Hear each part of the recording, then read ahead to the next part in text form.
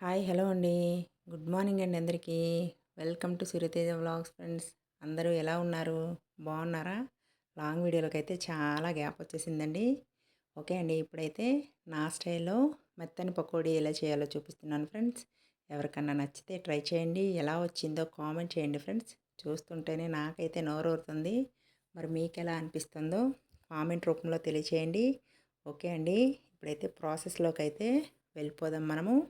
ముందుగా ఈ మెత్తని పకోడీ కోసం మీడియం సైజు ఉల్లిపాయలండి, 3 ఉల్లిపాయలని నేనైతే చిన్న చిన్న ముక్కలుగా కట్ చేసి పక్కన పెట్టుకున్నాను అనమాట. ఈ ఉల్లిపాయ ముక్కలు కట్ చేసి పక్కన పెట్టుకొని అన్నీ కట్ చేసి పక్కన పెట్టుకుంటే మనకు ప్రాసెస్ అనేది 10 మినిట్స్లో అవ్వాల్సింది 5 మినిట్స్లో అయిపోతుందండి. ముందు కటింగే కష్టం కదా మన లేడీస్కి అయితే. ఓకేనండి, చూడండి ఈ పకోడీలోకి పచ్చిమిర్చి ముక్కలు, అల్లం తరుగు, ఇంకా కరివేపాకు, కొత్తిమీర ఇవి కూడా కట్ చేసుకొని పక్కన పెట్టుకున్నాను అనమాట.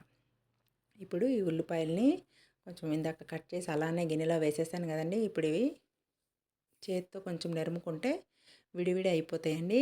ఇప్పుడు ఇందులో ముందుగా కట్ చేసి పెట్టుకున్న పచ్చిమిర్చి ముక్కలు, అల్లం ముక్కలు, కరివేపాకు, కొత్తిమీర ఇవన్నీ వేసుకొని బాగా మిక్స్ చేసుకోవాలన్నమాట. మిక్స్ చేసుకున్న తర్వాత ఇందులో పకోడీ కోసం కలర్ కోసం అనమాట పసుపు వేసుకున్నాను 1/2 టేబుల్ స్పూన్. తర్వాత రుచికి సరిపడినంత సాల్ట్ అండి, నాకు అదే స్పూన్తో స్పూనున్నర సాల్ట్ అయితే పట్టిందండి.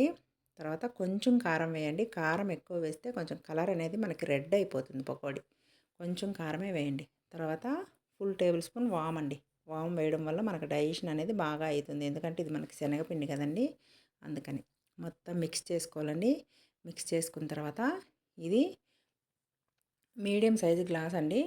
ఆ గ్లాస్తో 2 గ్లాసుల శనగపిండి, 3 టేబుల్ స్పూన్ల బియ్యపిండి, 1/2 టేబుల్ స్పూన్ బేకింగ్ సోడా అండి. చూడండి చూపిస్తున్న దాంతో అది బేకింగ్ సోడా అనమాట. ఇవన్నీ వేసుకొని బాగా మిక్స్ చేసుకోవాలన్నమాట.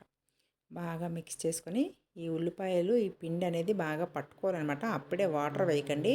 చూడండి ఇలా కలుపుకున్న తర్వాత కొంచెం కొంచెం వాటర్ వేసుకొని కలుపుకోవాలన్నమాట. ఒకటేసారి వాటర్ అయితే వేయమాకండి, మళ్ళీ పల్చగా అయిపోతుంది కదా. చూడండి ఈ కన్సిస్టెన్సీ వస్తే మనకి పిండి పకోడీ పిండి అనేది రెడీ అయిపోయినట్టు.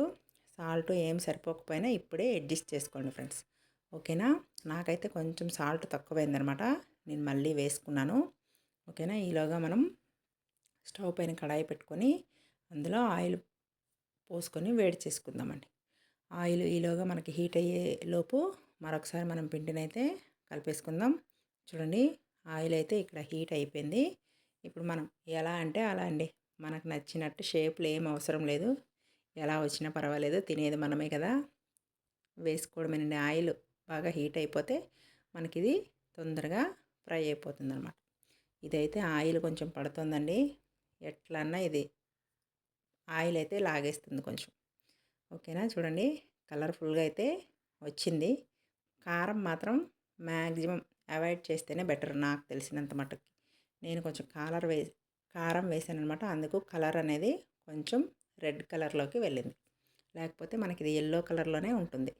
నేను మర్చిపోయి కారం వేసేసాను అనమాట. మీరైతే కారం వేయమాకండి ఫ్రెండ్స్, ఓన్లీ జస్ట్ పసుపే వేయండి. పచ్చిమిర్చి మాత్రం మీకు ఎంత కారానికి సరిపోయేటట్టు పచ్చిమిర్చి కట్ చేసుకొని వేసుకోండి. ఓకేనండి, చూడండి ఇదైతే మనకి గోల్డ్ కలర్ వస్తే రెడీ అయిపోయినట్టే. దీన్ని ఇప్పుడు ఒక ప్లేట్లోకి తీసుకుందాం. ఇంకా మిగిలిన పిండిని కూడా అలానే వేసుకొని ఫ్రై చేసుకోవడమేనండి. అంతే అండి, మనకి మెత్తని పకోడీ, ఎమ్మి ఎమ్మి పకోడీ రెడీ అయిపోయినట్టేనండి. ఓకేనండి, మీరు కూడా నచ్చితే ట్రై చేసి ఎలా వచ్చిందో కామెంట్ చేయండి ఫ్రెండ్స్. ఓకేనండి, మా వీడియోస్ కనుక నచ్చినట్టయితే లైక్ చేయండి, షేర్ చేయండి, సబ్స్క్రైబ్ చేయండి friends. Thank you for watching friends. Bye అండి అందరికీ.